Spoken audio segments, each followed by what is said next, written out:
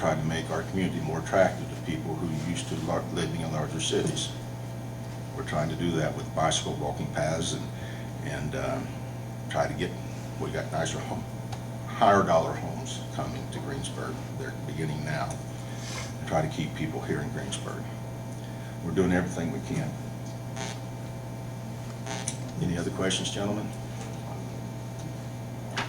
I just thank you for your consideration. Like I said, this is not a debate on what to spend money on.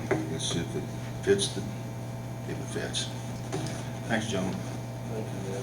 Which I want to remind everyone that our job tonight is only to decide if we want to allow them to put a bigger than 250 square foot sign out there.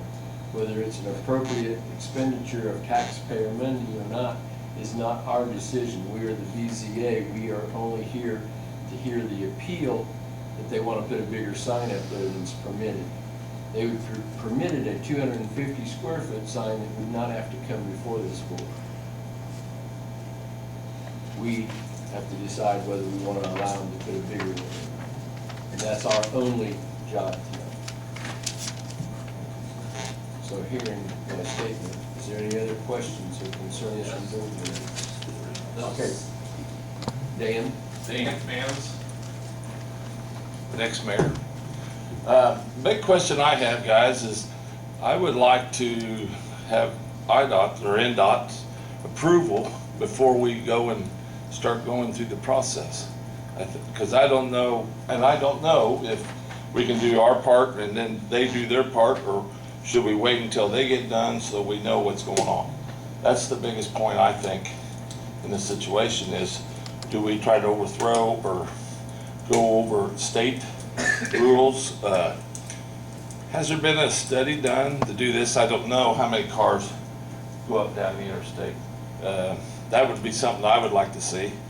I don't know if it's a bad idea, but I'd sure like to hear a little bit more about it, because I've only heard something about it in the last month.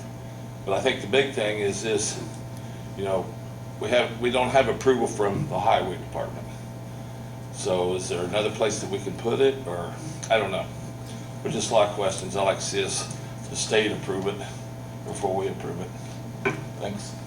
And I might reiterate, if I can make it clear, there will be no money spent until we do get approval from the state. Not going to buy a sign that we can't put anyplace. And we can't overrule the state. We don't have that authority. They'll have the final word on whether this project goes ahead or not. Again, our task is to decide whether you want to let them put a bigger sign up or not, or if you don't feel comfortable voting on it, we can table the issue. That is not my decision.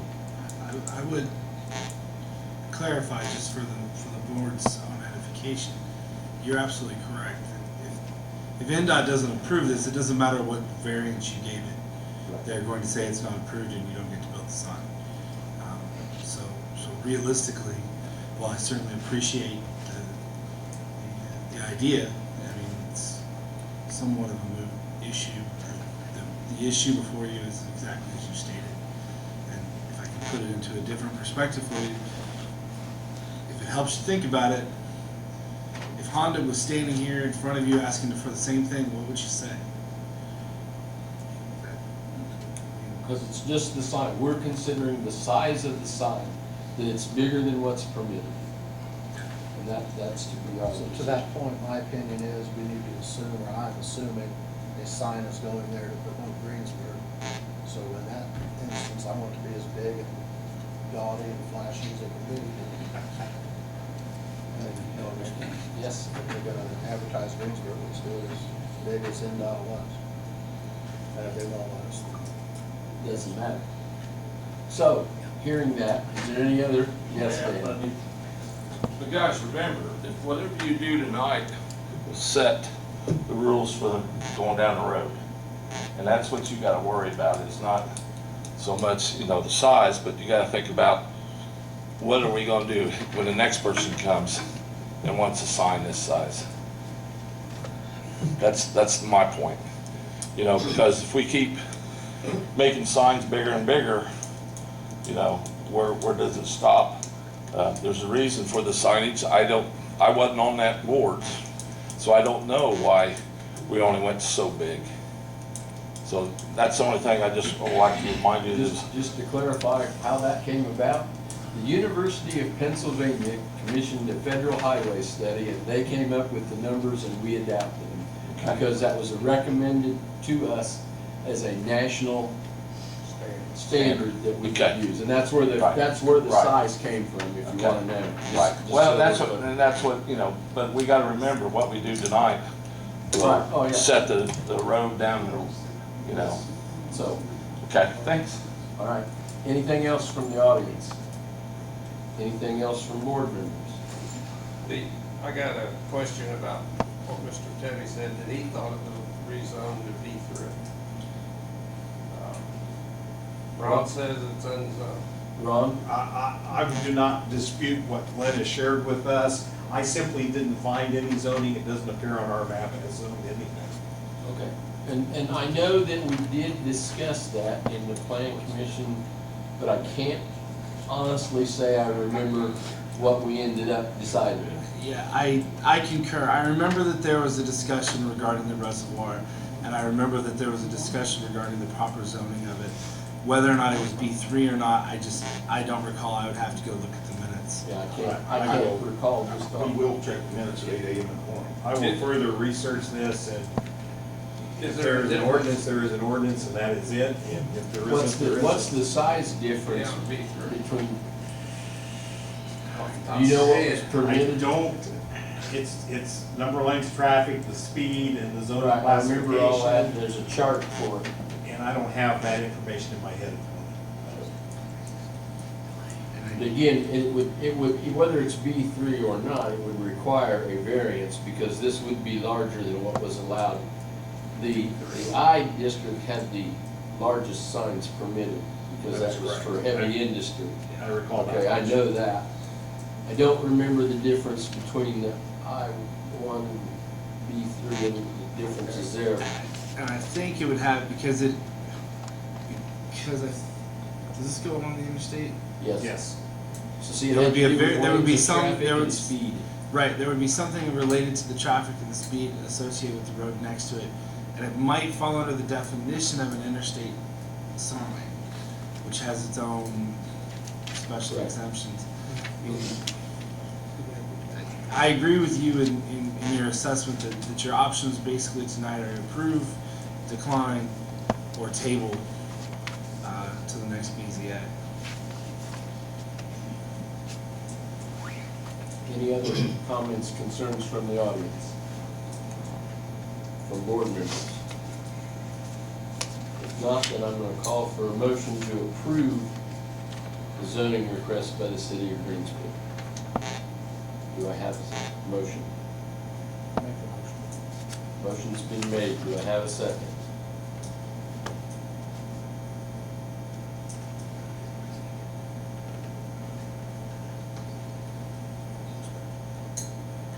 Having no second, the motion would die. Having no second, the motion will die. Have no second, we'll move on to the next order of business. All right. Now, where I tried to go before, to Mr. Chambers. Mr. Gary R. Chambers is requesting a conditional use to operate a massage therapy studio as a home occupation at 1111 South Erdman Road in an R2, 1 or 2 family residential district as permitted by 155.017 of the city zoning ordinance.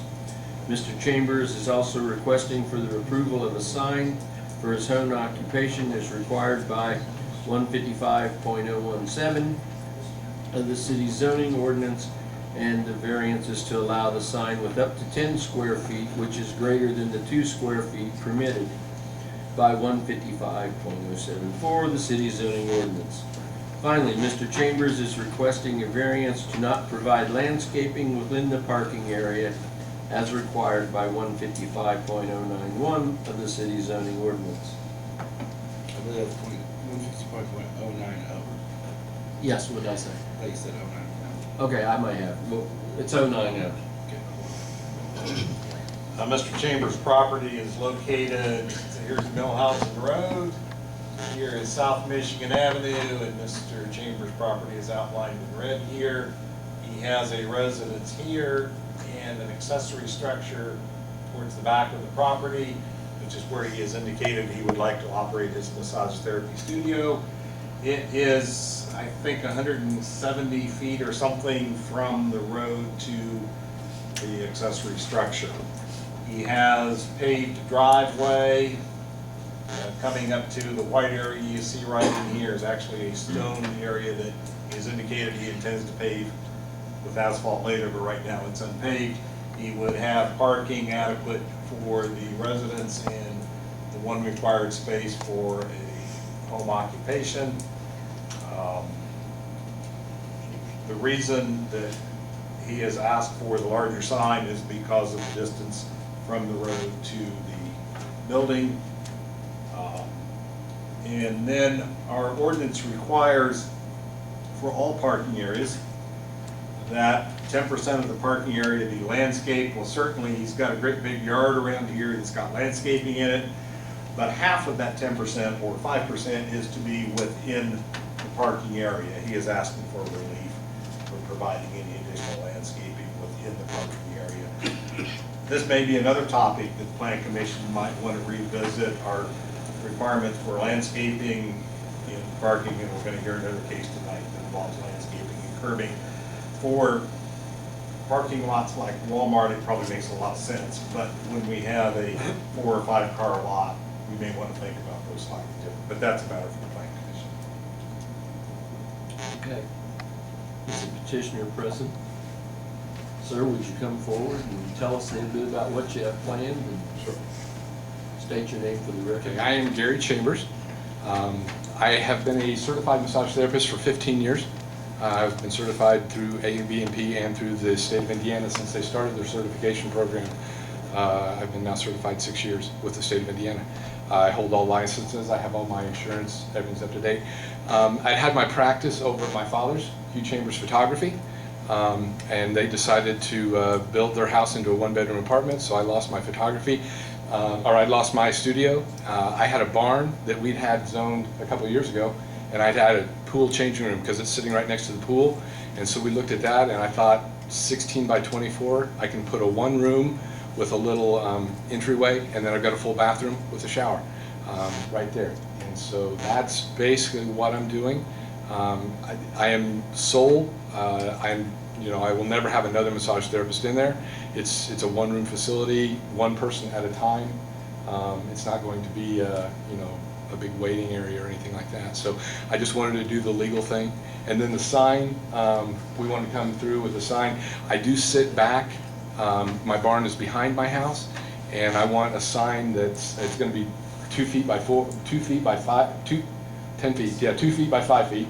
Why? I've got a picture of what I've got designed. If you want to see it, I didn't know to email it. I apologize for that. If you could sure bring that forward, that might be helpful. There's also been question. I can walk around. This is where I want to place it. This is just a small sign that I take to events with me. So I just wanted to place it, and then that will be the sign. It will be 5 feet by 2 feet. It only has 3 things on it. It's not going to be real cluttered, but it's just an identification. Where's it? It goes right here, and the building. This is the building. It's going to go right there, right next to the door. Okay. This is the building, and that's where it's going to be placed, and that's the sign. Okay. This is the building behind the house, and then the sign is going to go. That's the sign, and it's going to go right there. This is a smaller sign that I take to events. The neighbors were asking, so I just mocked up where I was going to do it and all that kind of stuff. And so it'll be just right there, and then that's the sign. Those are the 3 pieces of information that I want. That'll be where you were holding the Yeah. small one. Yeah, that'll be right there. It takes up a little bit of Blends into space. the building. Yeah, it does. It's brown, and this is my residence. It is a residence business. I need to tell people where I'm at just so that my clients aren't going to neighbors' houses, and that kind of stuff. So I want it there because it is sitting back and it is in a residence, but that's what I'm doing. How many clients do you have a day or a week or? Currently, I have maybe, you know, right now I'm slow because of Christmas holiday. You know, I have typically, just for the physical portion of it, I will have no more than 5 to 6, you know, just, you know, 5 or 6 hours of massage is the maximum that I physically can do. Typically, I've been doing it part-time, but I'm trying to build the business into a full-time business, so, you know, 20 to 25 a week, you know, would be my max, would be my guess. Yeah, I'm still, Like half-hour session or something? I do half-hour sessions. I do mainly hours, an hour and a half, to be quite honest. I do a lot of hour-and-a-half sessions. Any other questions, concerns, comments from board members? The land behind your property, Lynn and Wayne Amrine, they have about 16 acres behind us. and that's in the city, or is that? Part of it's in the city, part of it's not, from what I understand. I would have to verify with Lynn and Wayne, but I know part of their house is in the city, but they're on the Mill Ridge. They had like 6 acres, or 8 acres, I think, and then they bought another tract from Almore, so they bought the section behind Almore, sold some of his to them, so they've got it right behind. Darren knows next door, is that about right back there? It's not Mill Ridge, it's actually, it's Sycamore. Oh, yeah, Valley, it's Valley, I'm sorry, not Mill Ridge, it's the Valley Court, that's where they're at. Oh, It comes around there, I'm sorry, it's not Mill Ridge, that's correct. I believe Lynn and Wayne's house is in the city. Yeah. Any other questions, concerns from board members? Okay, thank you. Audience, is there anyone here to speak on this petition from the audience? If you are, would you come forward and state your name, please? I have a question. Good evening, thank you for allowing me to speak for a minute. Mike Shantz with the fire department. I just want to confirm access, that we can get fire and EMS back there, should we ever need to do that. And I couldn't really tell on the map how much space you have. Is there enough space to get a fire truck back there? I mean, it'd be the normal driveway. I mean, if the house were on fire, yeah. Or this auxiliary building that you're talking about? Oh, yeah, yeah. There's a stone area, Mike, or an aggregate area between the paved portion of the building itself. I'm representing that Yeah, correctly. I've also got a fire hydrant in the front yard, so. Okay. Yeah, I know you have a hydrant, but I was just concerned if we could, I mean, we would try to get a ladder truck back there, but if we couldn't get a fire engine back there, we needed to. Yeah. That was the only comment I had. Thank you. Right. He does have to approve, run a business, and has to get fire approval, right, or whatever. Would there be fire For requirements business. for that, Ron, or not?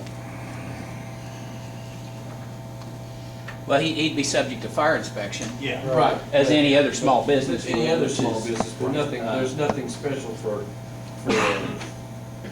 massage therapy, is there? No. but Other just than whatever if there business. was any construction, it doesn't sound like you're actually doing any construction. No, Ron Reynolds is the one who did it. He ran all the electric and plumbing for me, so. If there's any remodeling, Right. that would be permitted, but Yeah, Yeah, as long as they pulled appropriate permits and those types of things yeah, it was all. when they did the remodeling. Yeah, it was all permitted.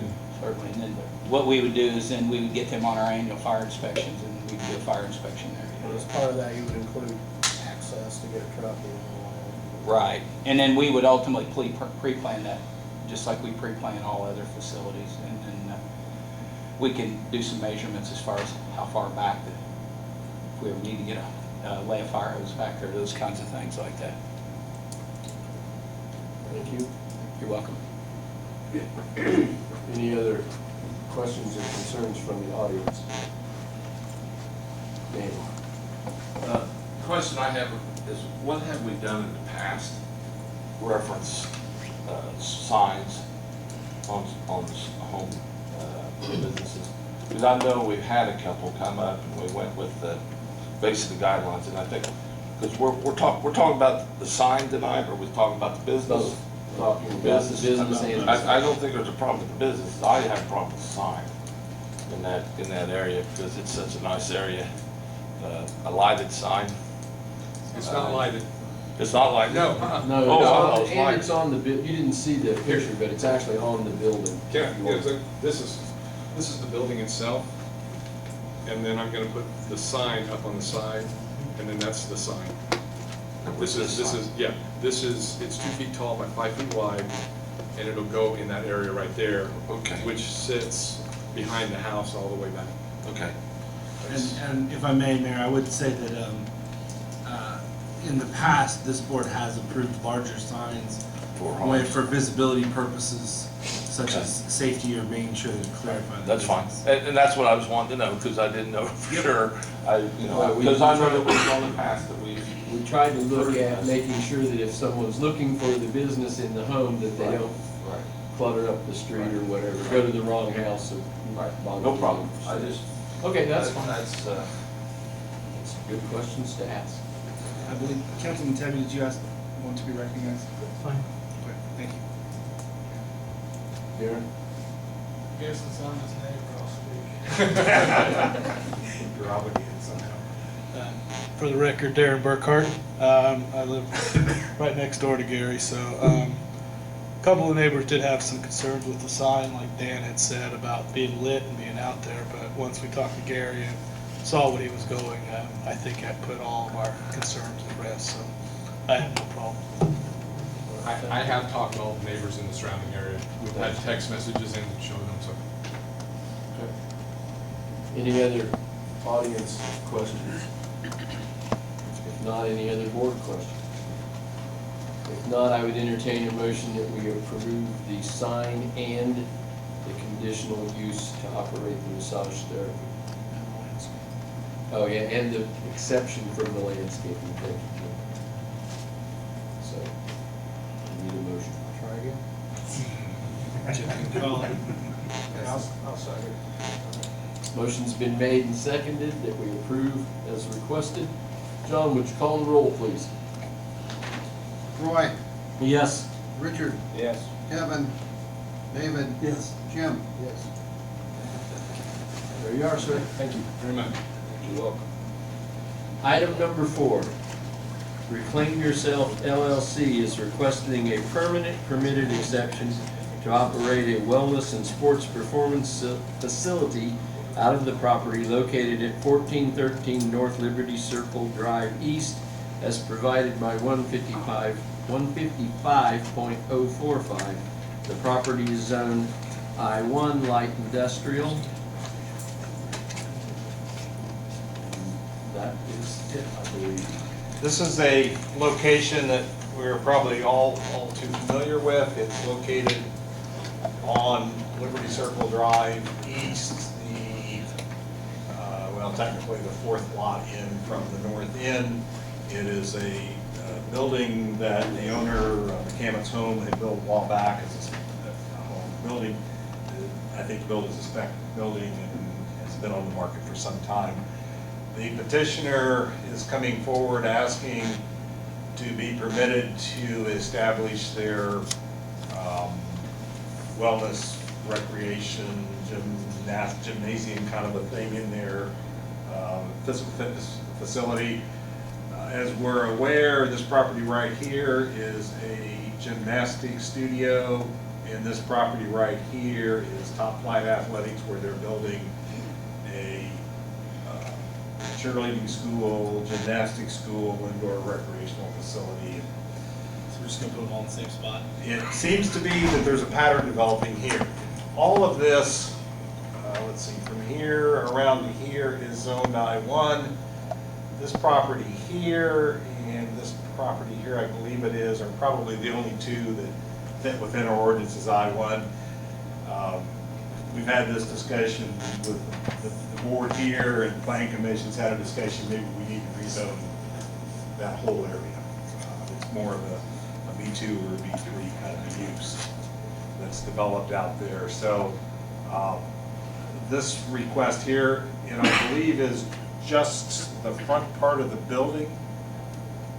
We have anyone here? I don't think it's the entire building that they're wanting to use, but it does seem to be consistent with what else is going on in the neighborhood. Is there no one here for the petitioner?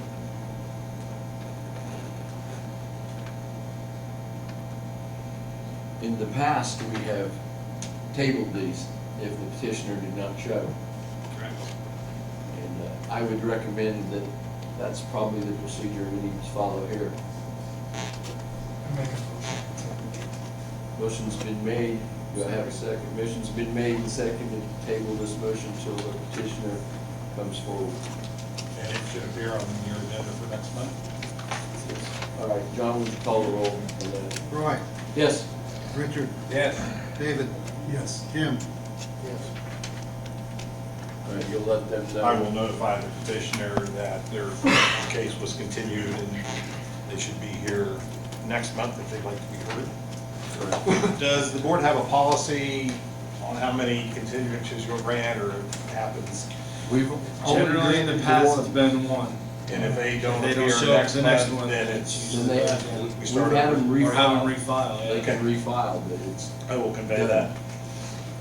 And that brings us to Mr. Sholey. Andrew P. Sholey is requesting a permanent variance to not install curbing around parking areas and access drives as required by 155.090 of the city's zoning ordinance, and to not install any landscaping in or around the parking area as required by the same ordinance. Andy? I guess Rod can speak first, then I'll let you. Andy has acquired a piece of property on Main Street. This is Fort right here, Main Street here. This is the Goodyear tire store here. He's got a building here in the front and another building towards the back of the lot. The entire parcel is paved, and it's really confined by his buildings and the adjoining buildings, with the exception of an area right back in here where he actually has a cross easement with his neighbor, so he can cross his neighbor's property, his neighbor can cross him. The curbs probably make no sense. Our ordinance, though, does require all non-residential parking areas to be curbed. The ordinance also, again, requires that 10% of the parking area be landscaped, and of that 10%, half is to be within the parking area. Andy has an obligation for 4 parking spaces, one of which is to be handicap accessible, and he is planning on putting those in this area here where you see vehicles already parked. There is a driveway up the side of the building. This parking area is effectively not visible from the public street, so any landscaping that were to be done back there would not be something the public could enjoy. He does have across the front of the building in this area some landscaping planter boxes, and I think he will tell you that he has plans to maintain some landscaping in that area. Andy?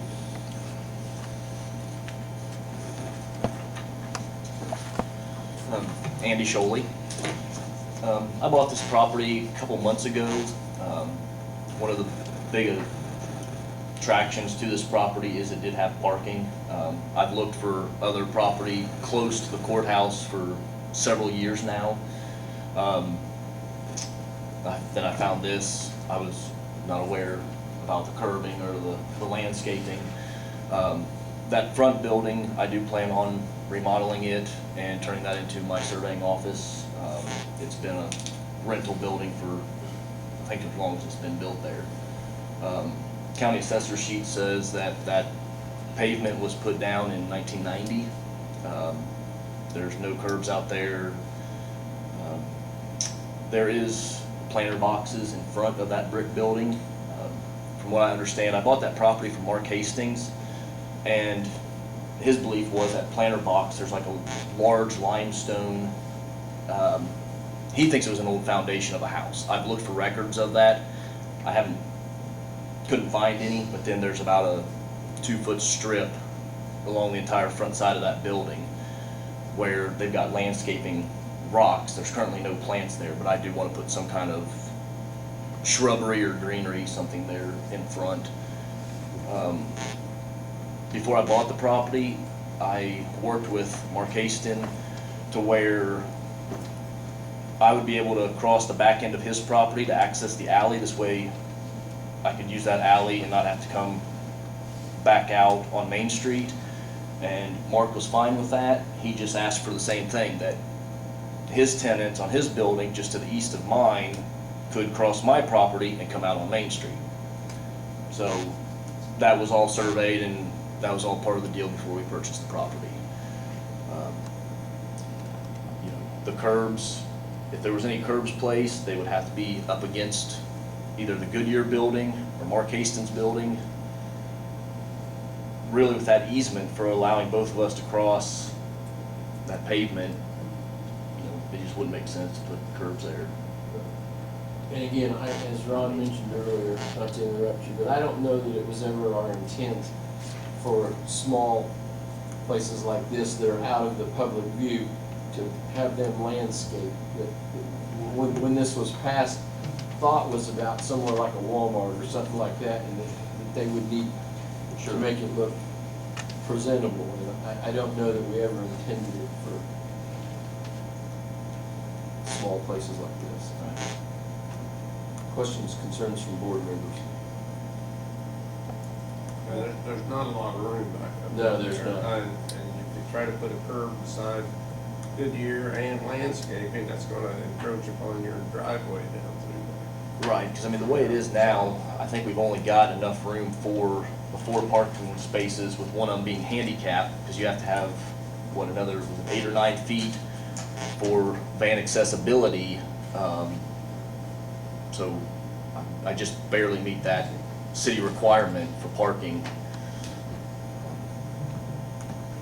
Is the alley between you and the fire store, is that wide enough for two-way traffic? Or is that- No, it's only about 15 feet wide. And it's not, that strip there, that's part of the property I bought. That's not That's in an alley. Yeah, it's just a driveway to park behind the building. But you're allowing your neighbors to use that driveway? To exit out, right, because Mark Haston owned both them buildings for years and years. He's currently trying to sell the other one. So we wanted to get an easement drawn up. This way, with my surveying equipment, I always have my pickup truck, we always have a trailer with some kind of little UTV or something. And with that trailer, you wouldn't be able to back and turn around the backside of the parking spot. But there is enough room, if I cut across the backside of Mark's property, you can get in that alley, and then I could either come back down along Circle Printing or cut up the alley by the church, and I can get back out on the street. So as a rule, that's how you would have entry Right, to your property? right.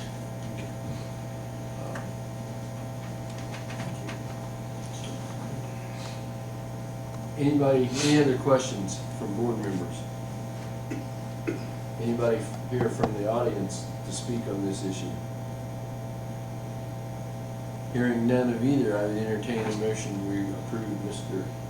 Shelley's request. I'll make that. Jim made the motion. David, you gonna second it? I'll ask for it. Motion's been made and seconded to approve the request to not have curbing and landscaping. John, would you call the roll, please? Jim? Yes. David? Yes. Richard? Yes. Roy? Yes.